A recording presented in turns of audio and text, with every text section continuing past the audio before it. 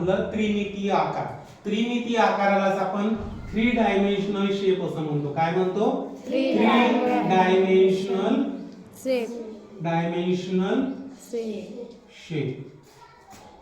3 dimensional shape.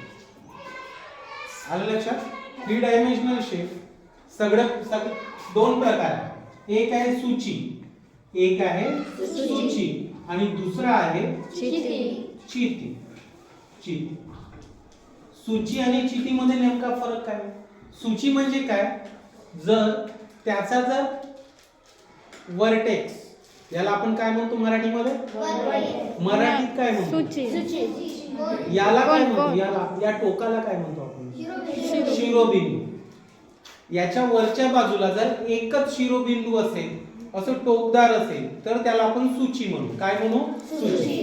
हे बघा, इथे पण टोक आहे, इथे पण एकच वरच्या बाजूला शिरोबिंदू आहे, इथे पण वरच्या बाजूला एक शिरोबिंदू आहे आणि इथे सुद्धा वरच्या बाजूला एक शिरोबिंदू आहे. सर्वप्रथम आपण काय घेऊ? हा शंकू. हा काय आहे? शंकू.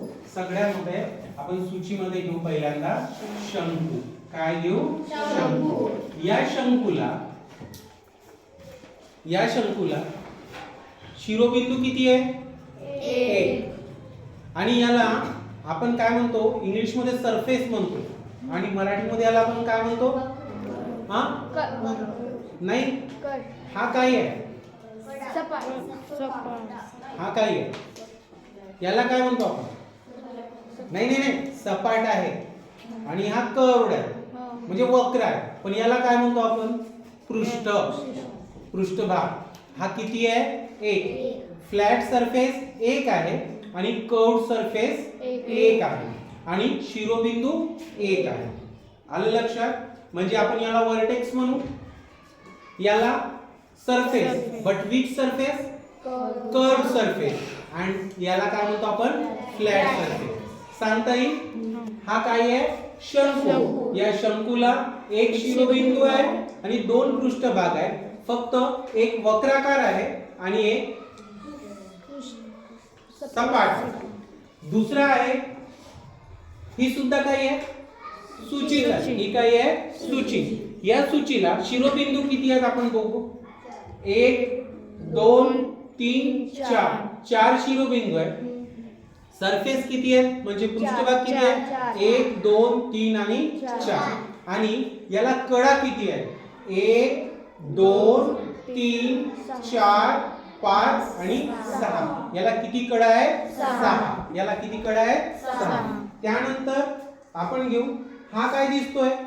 ही चौकोनी सूची आहे. काय आहे? चौकोनी सूची. याचा खालचा जो भाग आहे तो चौकोनासारखा दिसतो, म्हणून आपण याला चौकोनी सूची म्हणतो.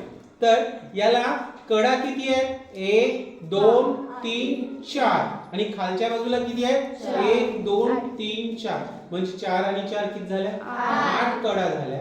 आणि 8 कडा. पृष्ठभाग किती आहेत? 1 2 3 4 आणि 5. आणि शिरोबिंदू किती आहेत? 1 2 3 4 आणि 5 शिरोबिंदू.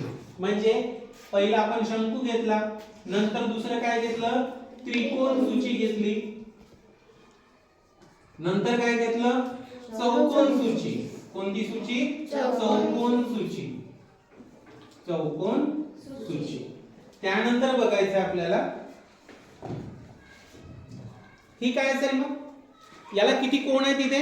1 2 3 4 5. म्हणजे पंचकोन आहे. म्हणजे ही काय झाली? पंचकोन सूची किंवा पंचकोनी सूची. तर याला पृष्ठभाग किती आहेत? 1 आणि हे 5. एकूण किती झाले? 6. काय झाले? 6 काय झाले? पृष्ठभाग. आणि याला शिरोबिंदू किती आहे? खालच्या बाजूला 5 आणि हे 6. 6 शिरोबिंदू, 6 पृष्ठभाग आणि कडा किती आहेत? ह्या 5 आणि ह्या किती आहेत? 5. एकूण किती झाल्या? 10. ही काय आहे? पंचकोन सूची. पंचकोन सूची. आता ही जी सूची दिसत आहे, याच्या खालच्या बाजूला बघा किती कोण आहेत? 1 2 3 4 5 6. म्हणजे षटकोन. याला आपण षटकोन म्हणतो. ही कोणती सूची आहे? षटकोनी सूची. शिरोबिंदू किती आहे त्याला? हे 6 आणि हा एक 7 शिरोबिंदू.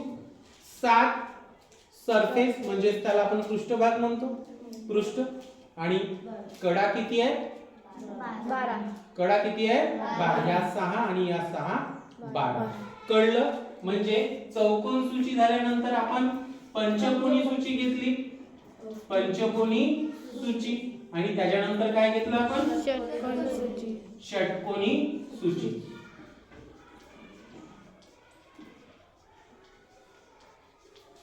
लक्षात ठेवायचं, सूची म्हणजे ज्याला वरच्या बाजूला फक्त एकच शिरोबिंदू असतो, ती टोकदार असते, त्याला आपण काय म्हणतो? सूची. आणि इंग्रजीमध्ये याला काय म्हणतात? काय म्हणतात? काय म्हणतात? पिरॅमिड. पिरॅमिड. याचा आकार पिरॅमिड सारखा असतो, म्हणून याला आपण पिरॅमिड असं म्हणतो. तर सूचीमध्ये आपण किती भाग बघितलं? एक शंकू, दुसरा त्रिकोण सूची, तिसरी चौकोन सूची, चौथी पंचकोन सूची आणि पाचवी षटकोन सूची.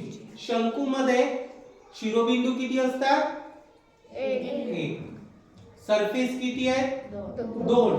एक फ्लॅट आहे आणि एक कर्व आहे. दुसरं त्रिकोण सूची. त्रिकोण सूचीमध्ये शिरोबिंदू किती आहे? 4. वरती एक आणि खालच्या बाजूला 3. 4 शिरोबिंदू आणि 4 पृष्ठ.